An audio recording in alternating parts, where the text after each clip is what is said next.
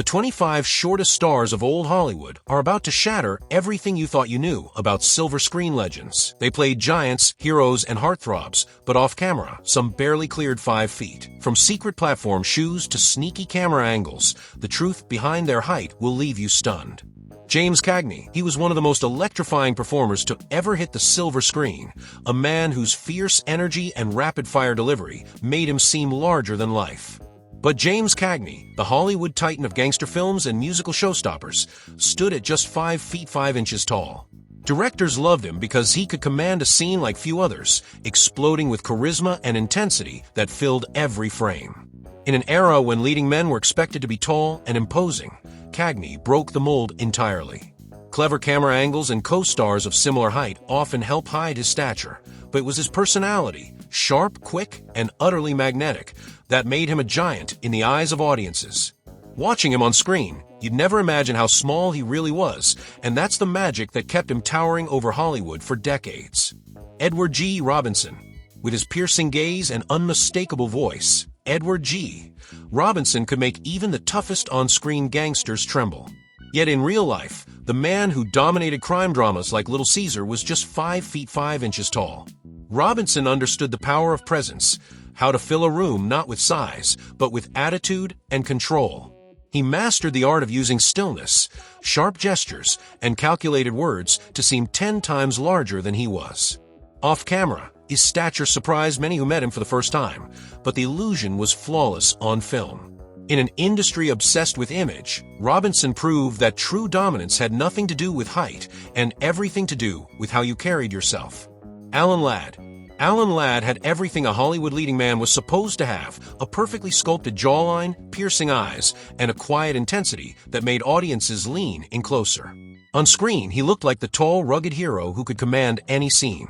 But in reality, Ladd stood just 5 feet 6 inches tall, a fact the studios worked hard to disguise. Directors and cinematographers became masters of illusion when filming him.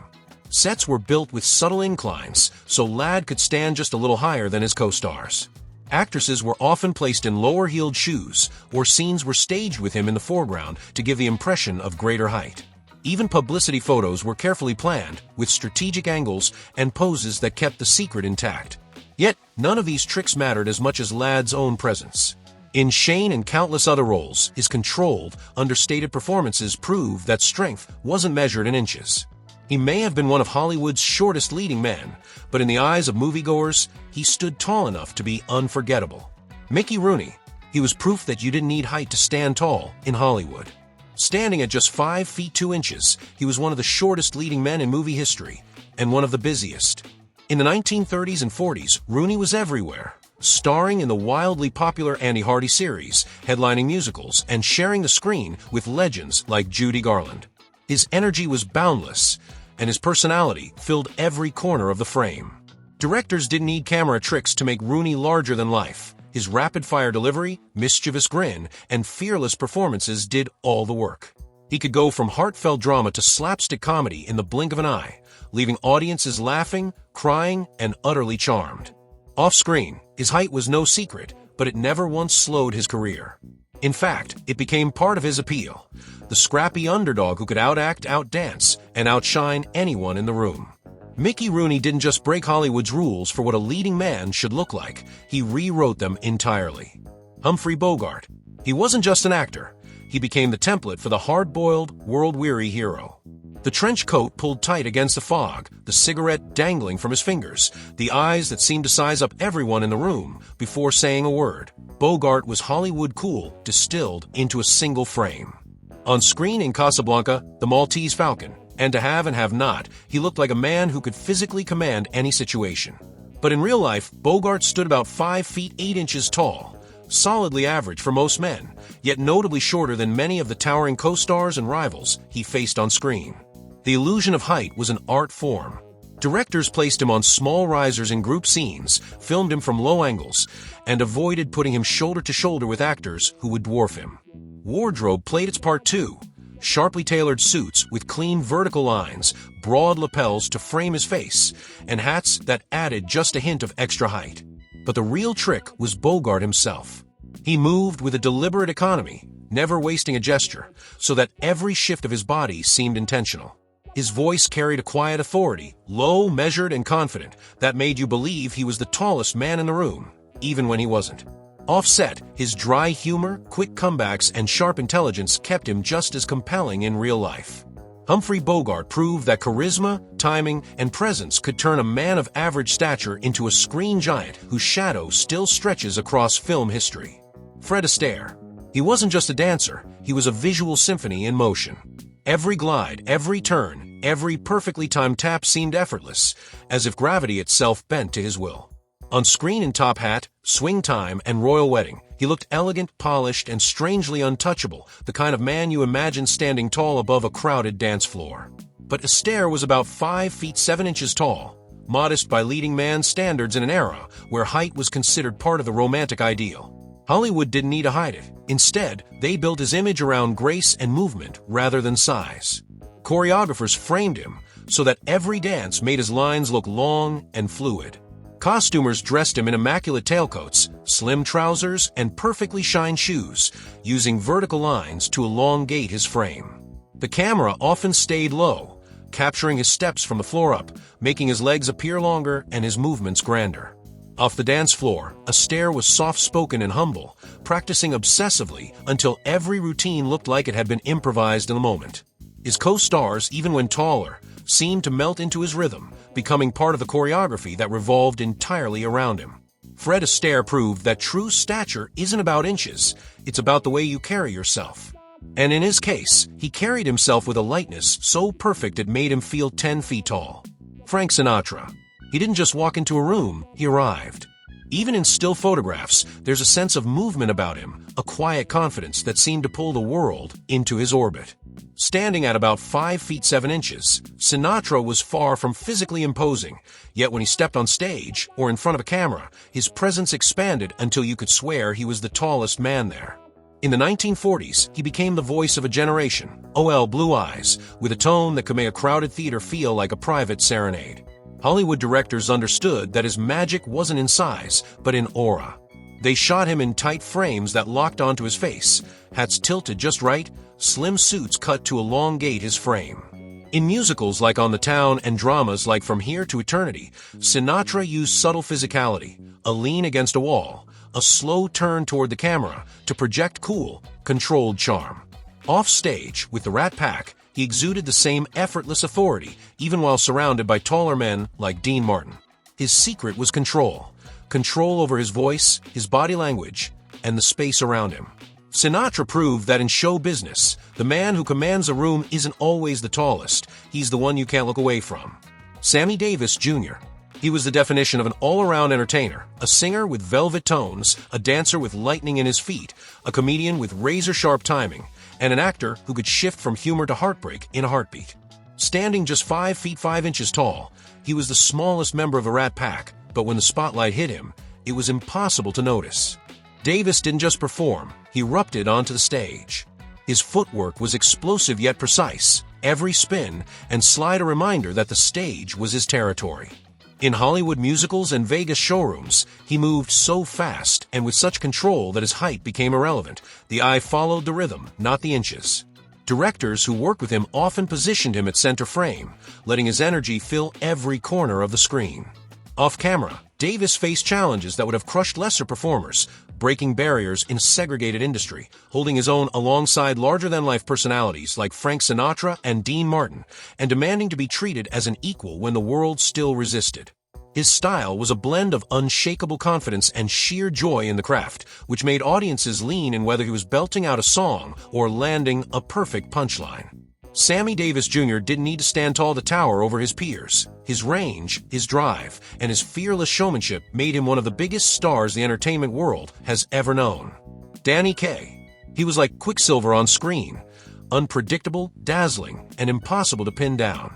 He could sing, dance, and perform rapid-fire comedy routines that seemed almost physically impossible, shifting characters mid-sentence without missing a beat. Official studio biographies often claimed he was close to 6 feet tall, but those who knew him swore he was closer to 5 feet 8 inches. In an era when image was everything, that little stretch in the numbers was all part of the Hollywood illusion. But Kay didn't need tricks of measurement to fill a frame. He did it with movement. In The Secret Life of Walter Mitty and White Christmas, he flew across sets with long, sweeping gestures, flailing limbs that somehow landed with perfect comedic precision. His body became part of the punchline, using exaggerated posture to make himself appear taller or smaller, depending on the gag. Costumers dressed him in bright, eye-catching colors that drew attention to his energy rather than his stature. Directors often gave him wide, open spaces to work in, knowing he would use every inch like a master showman. Off camera, Kay was meticulous, rehearsing until each comic beat and dance step felt spontaneous. He could play the fool without ever losing control of the scene, a skill that kept audiences glued to him even when sharing the screen with taller, more traditionally imposing co-stars. Danny Kaye proved that height might be fixed, but presence, real presence, is something you can grow as big as you dare. George Raft. He carried an aura of danger that didn't come from acting school, it came from life. Born and raised in New York's Hell's Kitchen, Raft knew the world of speakeasies, gangsters, and street hustlers long before he ever faced a movie camera. At about 5 feet 7 inches, he wasn't the towering figure many audiences imagined when they thought of underworld kingpins, but what he lacked in height, he made up for in authenticity. In films like Scarface, 1932, and Each Dawn I Die, Raft didn't have to pretend to be tough. He was tough, and that truth radiated through every smirk, glare, and measured step. Directors filmed him in tight, controlled shots, often keeping him in motion, so his co-stars never visually overpowered him. His signature coin flip, a casual, almost hypnotic gesture, became one of the most famous pieces of gangster imagery in film history, drawing the audience's eyes to his hands instead of his height. Off-screen, Raft's real-life connections to organized crime only added to his mystique, though the studios rarely advertised it. In a time when Hollywood often manufactured its tough guys, Raft was the real thing, compact, dangerous, and endlessly watchable. His presence proved that intimidation isn't about how tall you stand, it's about how much room you take up in someone's imagination. Charles Boyer. He was the very picture of European sophistication, the deep, accented voice, the knowing smile, the gaze that seemed to look straight into a person's soul. In films like Gaslight, Algiers, and Love Affair, he played the consummate romantic lead, a man of mystery and refined charm who could sweep any leading lady off her feet. Publicity often described him as tall and imposing, but in truth Boyer stood around 5 feet 9 inches, shorter than many of the actresses he starred opposite. Rather than compete for physical dominance, Boyer leaned into intimacy. Directors framed him in close-up, capturing the subtle tilt of his head, the flicker of amusement in his eyes, and the way he could lower his voice to a soft murmur that made audiences lean forward just to hear.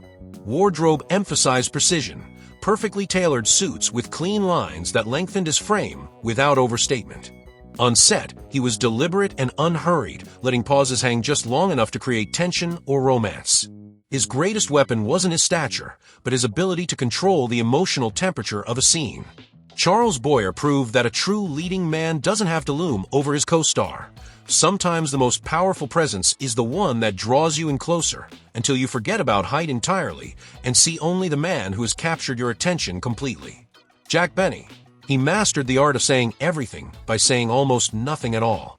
A master of comedic timing, he could stretch a single pause into a punchline, making an audience roar with laughter before he ever spoke a word. Standing about 5 feet 8 inches, Benny wasn't a physically imposing performer, but his brand of humor didn't need height. It thrived on subtlety. In his long-running radio and television shows, he played an exaggerated version of himself, vain, penny-pinching, and hilariously self-absorbed. The running gag was that Benny saw himself as a grand leading man, even though his appearance and stature told a different story, and the more he insisted otherwise, the funnier it became. On screen, he rarely moved much. Instead, he let others deliver the setup while he stole the scene with a slow turn of the head, a deadpan stare, or a delicate raising of his eyebrows. Costuming often reinforced the joke, well-tailored suits that made him look neat but never intimidating. His co-stars might tower over him physically, but Benny's comedic command made him the tallest personality in any room. By leaning into the gap between how he saw himself and how others saw him, Jack Benny built a career that lasted for decades. His genius was proof that in comedy, stature is measured in laughs, not inches. Kirk Douglas. He had a presence that felt explosive, like a force that could barely be contained by the frame of the camera. In films like Spartacus, Champion, and Paths of Glory, he radiated determination, grit, and an almost defiant energy that made him seem unstoppable. At about 5 feet 9 inches tall, Douglas was not the towering gladiator audiences might have imagined, but his screen image suggested a man who could stare down an army. Part of it came from his physical style. He moved with sharp, deliberate precision, shoulders squared, chin lifted, every gesture charged with intent. Directors often shot him from slightly below, adding an extra inch of visual authority, while costumers put him in strong silhouettes that emphasized his athletic frame. But the real magic came from his intensity. Douglas's gaze could lock onto a co-star and hold it until the tension in the scene became almost unbearable. His famously dimpled chin, his clipped, decisive speech, and his sheer refusal to blend into the background made him feel larger than life. Off-screen, his ambition matched his on-screen energy. He fought for challenging roles and refused to be typecast. Kirk Douglas proved that a commanding presence isn't measured in height, but in the ability to make everyone else feel like they're standing in the shadow of a giant. Montgomery Clift. He was a different kind of leading man for his era, quiet, vulnerable, and deeply human in a way that set him apart from more traditionally macho stars of the 1940s and 50s.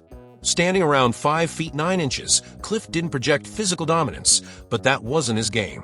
In films like A Place in the Sun, From Here to Eternity, and The Misfits, he drew audiences in with an emotional transparency that felt startlingly real. Clift had a gift for making stillness magnetic. He could hold the camera's attention without a single grand gesture, simply by letting his eyes do the work. Directors didn't need to make him look taller. His performances carried their own gravity. He often leaned into the intimacy of close-up shots, where the smallest shifts in expression could speak volumes. Off-screen, he was famously selective with his roles, choosing parts that challenged him rather than ones that would simply enhance his image. His acting style, rooted in the method approach, emphasized truth over theatrics, and gave his characters a depth that made them unforgettable. Montgomery Clift proved that a star doesn't need to tower physically to loom large in cinema. Sometimes the quietest figure in the room is the one you can't take your eyes off. Al Pacino. He burst onto the scene in the early 1970s with a raw, electric energy that felt like nothing Hollywood had seen before. In The Godfather, Serpico, and Dog Day Afternoon, he played men under intense pressure, characters who could simmer in near silence before erupting in unforgettable flash of emotion. At about 5 feet 7 inches, Pacino was noticeably shorter than many of his co-stars, but that never once diminished his screen presence. Directors often placed him at the center of a shot, letting the audience focus on his expressive face and the unpredictable shifts in his performance. Pacino's voice was one of his most potent tools, a low, measured delivery that could spike into a shout without warning, creating a rhythm that kept viewers on edge. His body language was just as calculated, a stillness that could explode into sudden movement, making him seem bigger than he was. In The Godfather Part 2, when Michael Corleone sits quietly in the shadows, barely moving as he delivers commands that change lives, it's clear that power has nothing to do with size. Off-screen, Pacino's dedication to craft matched his intensity on camera, spending months inhabiting a role until every choice felt lived in. Al Pacino proved that true dominance in acting comes not from towering over others physically, but from making every second you're on screen impossible to ignore. Peter Lorre.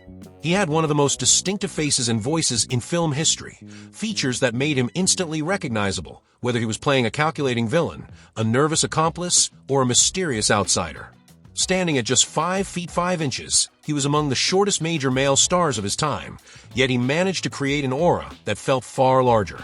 In M, his haunting portrayal of a tormented killer chilled audiences to the bone, while in The Maltese Falcon and Casablanca, he stole scenes from some of the most commanding actors in Hollywood. Lorre's secret was in his control of detail, the slow turn of his head, the narrowing of his eyes, the way his voice, soft, accented, and deliberate, forced you to listen closely. Directors often kept the camera tight on his face, turning his expressions into the centerpiece of a scene. He didn't need to move much. His stillness created tension, as if every thought was calculated and every word chosen for maximum effect. Off-screen, Lorre was witty, self-aware, and willing to lean into the unusual qualities that made him unique. In an industry that prized tall, chiseled leading men, Peter Lorre proved that unforgettable screen presence could come in a smaller frame, and that sometimes the most memorable figure in the room is the one who makes you lean in just to hear what they'll say next. Richard Widmark. His Hollywood career began with one of the most chilling introductions in film history, his debut in Kiss of Death as the grinning thug who sent chills down the spine of audiences everywhere. That unforgettable smile, equal parts charm and threat, became his trademark. At around 5 feet 9 inches, Widmark wasn't the towering menace that the role might suggest, but he didn't need size to be intimidating. He carried a wiry, restless energy, moving with quick, precise steps that made him feel unpredictable, as if he could strike at any moment. In noir classics and thrillers, directors use close-ups to highlight that unsettling grin and the glint in his eyes, letting personality do the work of physical intimidation. His performances thrived on contrasts, a friendly voice delivering a threat or a casual posture masking explosive intent. Off-screen, Widmark was known for being far kinder than his roles, but he understood exactly how to use body language and timing to dominate a scene. Whether he was playing a villain, a cop, or a man caught in moral conflict, Widmark proved that menace doesn't come from looming over someone. It comes from making them believe you're one step ahead, no matter how tall you are. Paul Muni. He was known as the man of 1,000 faces, and for good reason. He could completely disappear into a role until the audience forgot the actor entirely. Standing about 5 feet 9 inches tall, he didn't rely on physical dominance to command the screen. Instead, he reshaped himself for every performance, altering his posture, voice, and even the way he breathed to become his characters. In Scarface, he exuded a cold, calculating danger that made him feel physically imposing, while in the story of Louis Pasteur and the life of Émile Zola, he radiated warmth, conviction, and intelligence. Directors didn't have to worry about making him seem taller or more imposing. Muni understood how to use costume, movement, and framing to create whatever presence a role required. He could make himself appear smaller and frilier, or expand into a figure of authority who seemed to fill the screen. Off-screen, Muni avoided the trappings of celebrity, focusing entirely on the craft of acting rather than image. His performances prove that stature on film is not about inches, but about transformation, the ability to become so fully another person that the audience sees only the character, never the man behind it. Elijah Cook Jr. He may have been only 5 feet 5 inches tall, but his impact on classic Hollywood far exceeded his stature. With his boyish face and nervous energy, Cook became the go-to actor for jittery sidekicks, unlucky informants, and doomed men in over their heads. In The Maltese Falcon, his role as the trembling, quick-talking Wilmer Cook stood out even against heavyweights like Humphrey Bogart and Sidney Greenstreet. He had a gift for making vulnerability riveting. A darting glance, a stammered line, or a sudden flare of desperation could instantly draw the audience in. Directors often used his smaller size to heighten the tension, surrounding him with taller, more imposing figures to make him look even more outmatched. But Cook knew how to use that imbalance to his advantage, making his characters more sympathetic and unpredictable. Whether in crime dramas, westerns, or war films, he brought a raw authenticity that kept viewers invested, even when his characters were destined for trouble. Elijah Cook Jr. proved that you don't have to be the biggest man in the frame to leave the biggest impression. Sometimes it's the smallest figure who lingers in your memory long after the credits roll. Claude Rains. He was one of the most versatile actors of Hollywood's golden age, equally convincing as a charming gentleman, a sinister villain, or a conflicted leader. Standing about 5 feet 6 inches tall, Rains wasn't the imposing figure audiences might expect from roles like Captain Renault in Casablanca or the title role in The Invisible Man. His power came from his voice, rich, measured, and commanding, and from an ability to control the emotional tone of a scene with just a look. Directors often placed him strategically in group shots, letting his expressions and voice dominate over taller co-stars. Off-screen, Rains was a respected professional known for his wit, intelligence, and dedication to craft. Whether playing the hero, the villain, or something in between, Claude Rains proved that stature in film is built from presence and performance, not inches. Charles Laughton. He was a master of transformation, able to embody characters so completely that his physical appearance became secondary to his performance. Standing around 5 feet 8 inches, he was shorter than many of the grand, imposing figures he portrayed, yet on screen he could feel monumental. In Mutiny on the Bounty, his portrayal of Captain Bligh was so commanding that it seemed to fill the ship, while in Witness for the Prosecution and The Hunchback of Notre Dame, he showed his unmatched range, shifting from ruthless authority to aching vulnerability. Directors used Lawton's expressive face, precise diction, and carefully measured movements to magnify his presence, often filming him in ways that emphasize his authority over taller co-stars. Off-screen, he was respected as both an actor and a director with an intense commitment to his craft. Charles Lawton proved that the power of a performance can make an audience forget everything but the story unfolding before their eyes. Judy Garland. Her voice could break your heart in a single note. At just 4 feet 11 inches tall, she was one of the smallest stars in Hollywood, yet her performances carried an emotional weight that towered over her contemporaries. In The Wizard of Oz, her portrayal of Dorothy became iconic, her vulnerability and hope perfectly matched by that soaring voice. MGM often paired her with shorter leading men or framed her in a way that kept her stature from standing out, but the truth was, audiences didn't care. Garland had a warmth and openness that made viewers feel like she was singing directly to them, whether in a Technicolor fantasy or a smoky nightclub. Off-screen, she worked tirelessly, often under crushing schedules, to deliver the kind of magic that made her unforgettable. Height was never her measure. The power of her voice and the sincerity in her performances made her one of the biggest stars the world has ever known. Veronica Lake. Her peekaboo hairstyle became one of the most famous images of the 1940s. Standing just 4 feet 11.5 inches tall, she didn't fit the typical Hollywood image of the tall, statuesque blonde bombshell, but she had something even more potent: mystery. In films like This Gun for Hire and The Blue Dahlia, Lake's cool, restrained delivery and enigmatic smile gave her a magnetic screen presence.